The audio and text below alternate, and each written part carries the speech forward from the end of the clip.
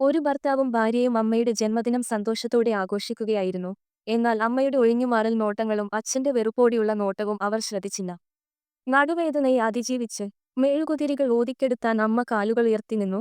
പീഡനം അനുഭവിക്കുന്നത് ഇതാദ്യമല്ലെന്ന് അവളുടെ വേദനാജനകമായ ഭാവം വെളിപ്പെടുത്തി. അത്താഴത്തിന് ശേഷം മകനും മരുമകളും പോയപ്പോൾ വീണ്ടും അടി വരുന്നുണ്ടെന്ന് അവൾക്കറിയാമായിരുന്നു. എന്നാൽ മരുമകൾ എന്തോ മറന്നു. തിരിച്ചുവന്നു. അക്രമക്കിടികൂടി. അവൾ ഇടപെടാൻ തുടങ്ങി. പക്ഷേ ഭർത്താവ് അവളെ വലിച്ചുവെച്ചു. മകന്റെ നിസ്സംഗത അമ്മയുടെ ഹൃദയത്തെ പൂർണ്ണമായും തകർത്തു. അവൾക്ക് മതിയായി. അവൾ അടുക്കളയിലേക്ക് പോയി ഒരു ഇരുമ്പ് ദണ്ട് പിടിച്ചു. അത്രമാത്രം. ഭർത്താവ് മരിച്ചു. കൊലപാതകക്കുറ്റത്തിന് അവളെ ജയിലിലടച്ചു. ജയിലുകൾക്ക് പിന്നിൽ മകന്റെ തണുത്ത നിസ്സംഗതയെക്കുറിച്ച് ചിന്തിക്കാതിരിക്കാൻ അവൾക്ക് കഴിഞ്ഞില്ല. ജീവിക്കാനുള്ള എല്ലാ ആഗ്രഹവും നഷ്ടപ്പെട്ടു. ഭക്ഷണം കഴിക്കാൻ പോലും വിസമ്മതിച്ചു. കേസ് ഉടൻ തന്നെ ഒരു പ്രോസിക്യൂട്ടർക്ക് കൈമാറി.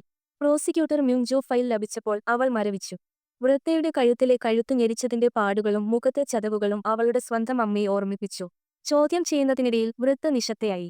വൃദ്ധയുടെ കണ്ണുകളിലെ നിരാശ കണ്ട മ്യൂങ്ജോ പെട്ടെന്ന് നിയന്ത്രണം വിട്ടു. കുട്ടിയായിരുന്നപ്പോൾ മ്യൂങ്ജോവിന്റെ അമ്മയ്ക്കും പതിവായി മർദ്ദനമേറ്റു. തന്നോടൊപ്പം പോകാൻ അവൾ അമ്മയോട് അപേക്ഷിച്ചിരുന്നു. പക്ഷേ അമ്മയുടെ പ്രതികരണം എപ്പോഴും അവളെ ആശയക്കുഴപ്പത്തിലാക്കി. ഈ വൃദ്ധയിൽ നിന്ന് ഉത്തരം കണ്ടെത്തുമെന്ന് അവൾ പ്രതീക്ഷിച്ചു. പക്ഷേ ഇപ്പോഴും മൗനം മാത്രമാണ് കണ്ടത്. മ്യൂങ്ജോ പോയതിനുശേഷവും വൃദ്ധയുടെ മുഖം വേദനയാൽ ചുളിഞ്ഞി. മ്യൂങ്ജോവിന്റെ വൈകാരിക ഇടപെടൽ കാരണം കേസ് പ്രോസിക്യൂട്ടർ സൺ വൂങ്ങിന് കൈമാറി. ഉടൻ തന്നെ വൃദ്ധയുടെ മകനെ കണ്ടെത്തി. അമ്മയുടെ ദീർഘകാല പീഡനത്തെക്കുറിച്ച് അറിയാമോ എന്ന് ചോദിച്ചു. മകൻ അജ്ഞത അവകാശപ്പെട്ട് ഒരു മകനെന്ന നിലയിൽ സ്വന്തം പിതാവിനെ അറിയിക്കാൻ കഴിയില്ലെന്ന് കൂട്ടിച്ചേർത്തു. സൺ വോങ് കോപാകുലനായി. അമ്മയുടെ പരിക്കുകളുടെ ഫോട്ടോകൾ മേശപ്പുറത്ത് വച്ചു.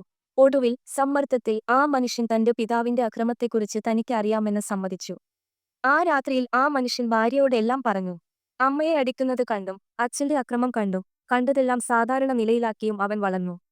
എന്നാൽ ഈ സാധാരണ നിലയിലാണ് അച്ഛന്റെ മരണത്തിലേക്കും അമ്മയുടെ ദാരുണമായ ജീവിതത്തിലേക്കും നയിച്ചത്. ഒടുവിൽ താൻ ഒരു ഭീരുവാണെന്ന് അയാൾക്ക് മനസ്സിലായി. അടുത്ത ദിവസം അയാൾ ഭാര്യയെ അമ്മയെ കാണാൻ കൊണ്ടുവന്നു. അവളുടെ തകർന്ന മുഖം കണ്ടപ്പോൾ അയാൾ പൂർണ്ണമായും തകർന്നു. ആ നിമിഷം അമ്മയുടെ വൈകാരിക മതിലുകൾ ഒടുവിൽ തകർന്നു. അവൾ വീണ്ടും ഭക്ഷണം കഴിക്കാനും സംസാരിക്കാനും തുടങ്ങി. വിചാരണയ്ക്കിടെ അത്താഴം തണുത്തുപോയതുകൊണ്ടാണ് ആദ്യത്തെ അടി ഉണ്ടായതെന്ന് വൃദ്ധ സ്ത്രീ വെളിപ്പെടുത്തി. അന്നു മുതൽ എല്ലാ ചെറിയ കാര്യങ്ങൾക്കും അവളെ മർദ്ദിച്ചു. സൺ മൂങ്ങിന് അവളോട് ആഴമായ തോന്നലുണ്ടായിരുന്നു. ഒരു പ്രതിരോധം കെട്ടിപ്പടുക്കാൻ അവളെ സഹായിക്കാൻ ശ്രമിച്ചു. പക്ഷേ ഭർത്താവിനെ മനഃപൂർവ്വം കൊന്നതാണെന്ന് അവൾ തറപ്പിച്ചു പറഞ്ഞു.